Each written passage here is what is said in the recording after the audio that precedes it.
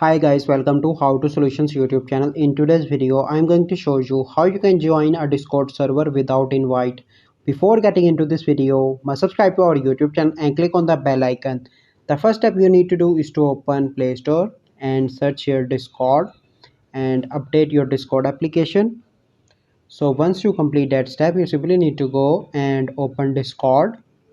So once you open Discord, you simply need to click on the plus icon, and here you need to click on join a friend on Discord, and then you need to repeat the same here, that is https double dot slash slash discord.gg slash, and then you need to mention the name of the group. So I'm going to mention here, that is search, and click on join. So this is the server, and then you need to click on accept invite. So here you can see that I'm joining this server. So this is a process by which you can join Discord server without invite. I hope you find this video helpful. If you find this video helpful, must like this video, subscribe to our YouTube channel for future videos. We'll see you in the next video.